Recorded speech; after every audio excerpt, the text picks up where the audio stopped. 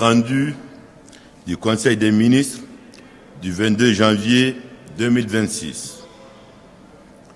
Le président de la République, Son Excellence M. Mamadi Doumbouya, a adressé ses sincères remerciements aux chefs d'État, aux représentants d'organisations et institutions internationales qui ont honoré de leur présence la cérémonie d'investiture présidentielle qui s'est tenue le 17 janvier 2026 au stade général Lansana Conté de Nongo.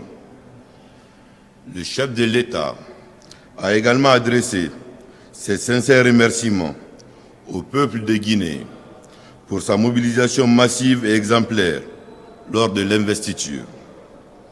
Le président de la République a accepté la démission du gouvernement qui lui a été présentée par le Premier ministre, chef du gouvernement, M. Amadou Ouriba.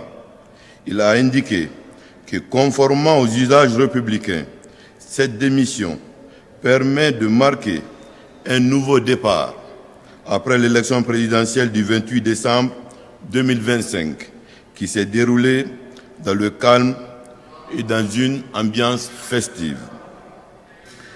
Il a profité de l'occasion pour féliciter le Premier ministre ainsi que l'ensemble du gouvernement pour les différentes responsabilités et missions qu'ils ont exercées au service de la nation.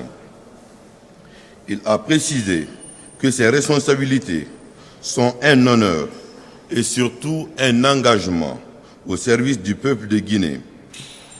Le chef de l'État, Son Excellence M. Mamadi Doumbouya, a ensuite informé le gouvernement démissionnaire que, conformément à la Constitution de notre pays, il signera aujourd'hui 2 décrets.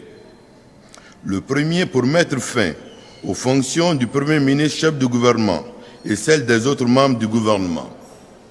Et le second pour charger le ministre directeur de cabinet de la primature, le directeur de cabinet du ministère de la Défense nationale, les secrétaires généraux des ministères et les secrétaires généraux adjoints du gouvernement et des affaires religieuses d'expédier les affaires courantes en attendant la nomination d'un nouveau gouvernement.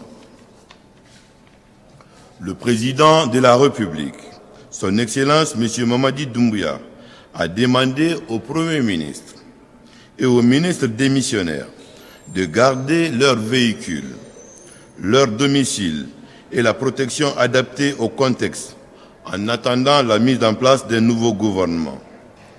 Il a confié à M.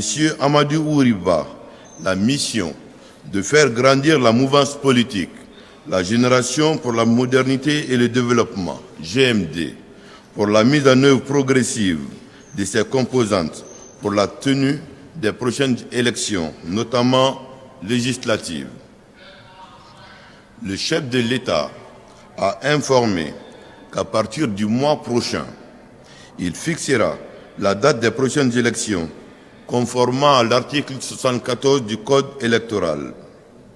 Enfin, le président de la République a invité le Conseil national de la transition de bien vouloir accélérer l'élaboration et l'adoption des autres lois organiques restantes pour assurer le fonctionnement normal des institutions et de l'État. Pour le Conseil des ministres, le porte-parole de la présidence de la République. Merci.